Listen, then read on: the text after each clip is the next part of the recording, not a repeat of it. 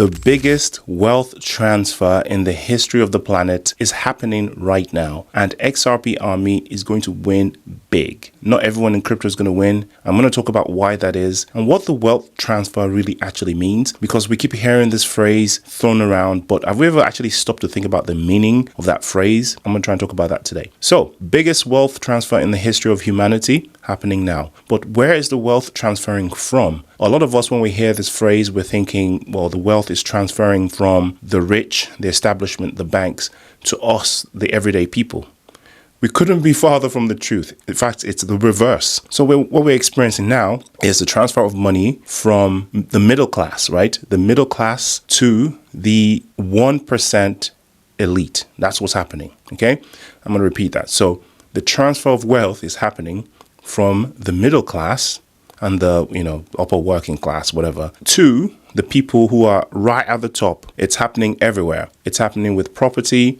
It's happening with the stock market. It's happening with crypto, definitely. The reason why I say it's happening with crypto is if you look at the charts, you will see that in the last year or so, or a couple of years, the amount of crypto that's held by retail is going down, actually. I know there are more and more people who are buying crypto. More and more people are being aware of crypto. More and more wallets are being opened that are retail wallets.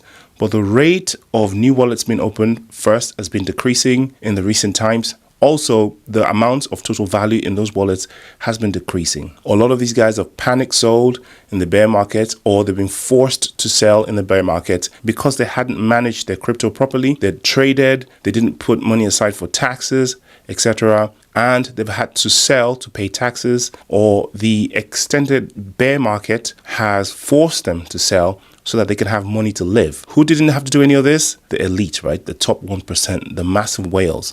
First of all, they have so much money that they didn't feel the bear market. If anything, the whales took advantage of the bear market.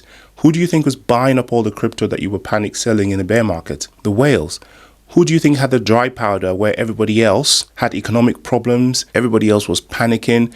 Everybody else was being forced to pay tax. Everybody else was, couldn't pay their mortgage, was trying to feed their children. The whales had millions in the bank.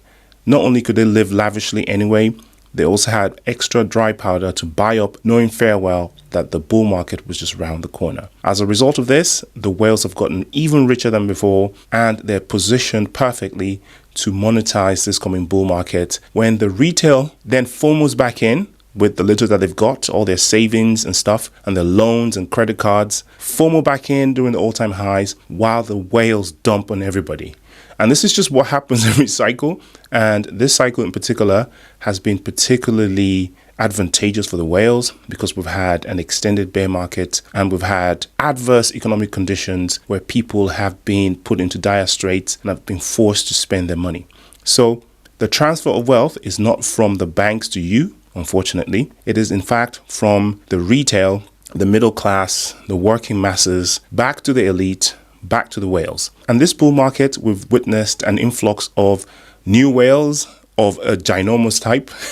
You have financial institutions like BlackRock, JP Morgan Chase. All of these guys have come in with all of that money and they're mopping up all of the panic sales, all of the feather hands, the paper hands. Now, there's one exclusive group who haven't succumbed much to this paper handship and this transfer of wealth from the poor to the rich. And that's you guys, the XRP army. Sure, some people give up their coins. Some people did panic sell. Maybe some people made some mistakes. Some people maybe traded and had to pay for stuff. Everyone has a different financial situation. But more often than not, and generally speaking, most of the people who are core XRP army people have basically just held their tokens. They haven't traded them. They haven't done any swing trading. They haven't done anything. They've just held for so long. And these are the people who, when the time comes, are going to come out on top. They're going to be the ones who are immune to the wealth transfer. They're going to be the ones who are going to enjoy the proceeds of years of resilience and diamond hands. So even though World War III is kicking off in every direction, even though, new member countries are entering the battle, we have Turkey, Iraq, now North Korea all chiming in, we can rest kind of assured that at least our financial future is somewhat secure, unless, of course, we nuke the entire planet. Not financial advice. Do your own research. Enjoy the rest of your day. Peace.